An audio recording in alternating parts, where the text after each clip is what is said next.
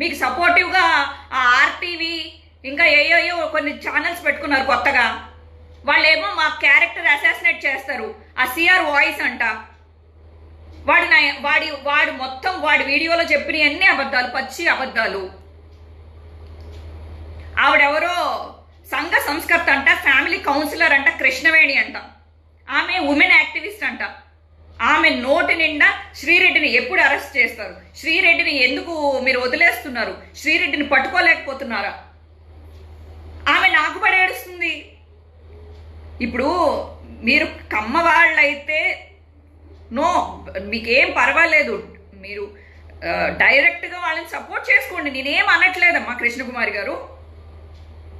కానీ ఇంకొకరికి పడి ఎందుకు ఏడుస్తున్నారు? నేను ఏ రోజైనా మీ ఇంట్లోకి వచ్చి ఒక ముద్ద తిన్నానా? మీ ఇంట్లో ఉన్నది ఏదైనా ఎత్తుకుపోయానా? మీకు ఏ రోజైనా ఫోన్ చేసి 4 డబ్బులు నాకు అవసరం అండి, మీరు నాకు పంపించండి అని చెప్పేసి నేను ఏమన్నా అడిగానా? నా మీద ఎందుకండి కక్ష? మీకు కేవలం కక్ష ఎందుకంటే జగన్మోహన్ రెడ్డి గారిని నేను సపోర్ట్ చేస్తున్నాను. మీ అందరికీ నేను శత్రువుని ఎందుకు అయ్యాను అని అంటే ఈ సోకాల్డ్ బ్యాచ్ మీ అందరికీ నేను శత్రువుని ఎందుకు అయ్యాను అని అంటే, అప్పటి వరకు మరి ఏబిఎన్ అయితే ఏంటి, మహా టీవీ అయితే ఏంటి, మరి ఇదేంటి TV9, మరి TV5 కూడా నా మీద ప్రచారాలు చేసుకుంది కదా, మంచిది ఈ అమ్మాయి ఇలా మూవీ ఇండస్ట్రీలో ఇలా అన్యాయం చేశారు అని చెప్పి మీరే కదా సపోర్టివ్గా చేశారు. ఈరోజు మీకు ఎందుకు శత్రువుని అయ్యాను? కేవలం జగన్మోహన్ రెడ్డి గారిని నేను సపోర్ట్ చేసినందుకు. ఇప్పుడు నా క్యారెక్టర్ కూడా మంచిది కాదు, నేను సంఘానికి ఒక పురుగుని, అదే కదా మీరు ప్రూవ్ చేయాలనుకుంటున్నారు.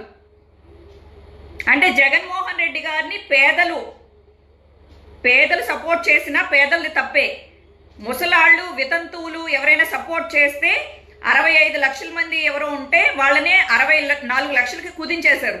ఆల్మోస్ట్ దగ్గర 65,000 మందినో, లక్ష కాదు, ఒక 65,000 70,000 మందిని తీసేశారంట పింఛన్ల దగ్గర నుంచి. మీ వాళ్ళకే ఇచ్చుకుంటున్నారు, భూ కబ్జాలు చేసుకుంటున్నారు, ఎర్రమట్టి దిబ్బల్ని తవ్వేస్తున్నారు, ఇసుక మాఫియాలు చేసుకుంటున్నారు. మీరు పింఛన్లు సూపర్ 6 అని చెప్పేసి రైతులకు ఇవ్వాల్సిన డబ్బుల్ని ఇవ్వలేదు. 25,000 ప్రామిస్ చేశారు సంవత్సరానికి. కొన్ని సంవత్సరానికి వదిలేసేయండి. ఇప్పుడు పంట వేసుకోవాలి కదా, వాళ్ళకి ఇవ్వాల్సిన డబ్బులు వాళ్ళకి ఇవ్వలేదు, రైతులకు ఇవ్వాల్సిన డబ్బులు ఇవ్వలేదు, చిన్నపిల్లలకి ఇవ్వాల్సిన అమ్మఒడి లాంటిది ఇవ్వలేదు. మీరు ఏది అడిగినా ఖజానాలో డబ్బులు లేవు. నువ్వు చంద్రబాబు నాయుడు ప్రభుత్వాన్ని వదిలేసేటప్పటికి 100 కోట్లు ఉంటే, జగనన్న ప్రభుత్వాన్ని వదిలిపెట్టేసరికి 800 కోట్లు ఉంది ఖజానాలో. ఉన్నా కానీ ఇంకా బేదడుపులు. మీరేం చేస్తారు? మీరు కేవలం టీడీపీ ఎందుకు వచ్చింది అని అంటే, కేవలం ఒకే ఒకటి, అమరావతిని సేఫ్ జోన్ చేసేసి, అమరావతిని ఖచ్చితంగా ఇదే రాజధాని అని చెప్పేసి మీరు చేసిన దానికి, అంటే మీ ఆస్తుల చుట్టూ, లేకపోతే మీ చుట్టాల ఇళ్ల చుట్టూ, లేకపోతే వాళ్ళ నారాయణ లాంటి సంస్థల చుట్టూ వేసుకున్న రోడ్లు యాజ్ ఇట్ ఈజ్ వచ్చేసేయాలి, అవి ఏ డిస్టర్బ్ అవ్వకూడదని కేవలం అమరావతి కోసమే. మీరు తీసుకొచ్చిన డబ్బులేంటి, మీరు తీసుకొచ్చే ప్యాకేజీలేంటి, మీరు ప్రభుత్వంలోకి వచ్చింది రీజన్ ఏంటి? ఖచ్చితంగా మీరు వచ్చింది అమరావతిని కట్టడానికి మాత్రమే. ప్రజల శ్రేయస్సు కోసం కానీ, ప్రజా సంక్షేమం కోసం కానీ మీరు టీడీపీ ప్రభుత్వంలోకి రాలేదు. ఈవీఎంలో ప్రాబ్లంలో లేకపోతే ఏదో ఒకటి చేసుకుని మొత్తం మీద కింద మీద పడి మొత్తం మీద ప్రభుత్వాన్ని మీరు నిలబెట్టింది కారణం కేవలం అమరావతిని నిలబెట్టడానికి మాత్రమే. మీరు ప్రజా సంక్షేమం కోసం అయితే రాలేదు. అనిత ప్రతిరోజు తెలుగుదేశం అధ్యక్షురాలు అని చెప్పేసి ప్రతిరోజు ప్రెస్ మీట్లు పెట్టి జగనన్నని ఎలా మాట్లాడింది? ఏ రోజైనా కొప్పు పట్టుకుని లోపలికి తీసుకెళ్ళి వేసారా? 4 ఉతికారా? చింతకాయల అయ్యన్న పాత్రుడు ఎలాంటి మాటలు మాట్లాడాడు? మాట్లాడితే జగనన్నని మీరు మాట్లాడితే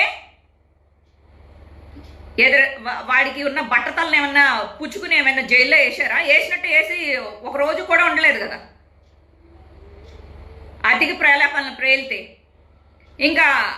ఇంకా పార్టీ లేదు, బొక్క లేదు అన్న అచ్చెన్నాయుడు పోలీసులను పట్టుకుని తినడానికి వచ్చారు మీరు అని చెప్పేసి మాట్లాడాడు. అతన్ని తీసుకెళ్ళి ఏమైనా వేశారా?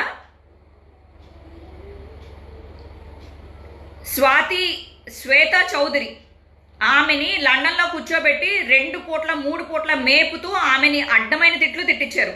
ఆమెను తీసుకొచ్చేసారా? ఇంకా అనూష ఉండవల్లి లాంటి వాళ్ళు తిట్టని బూతు లేదు, ఎగరని ఇదేంటి గంతు లేదు.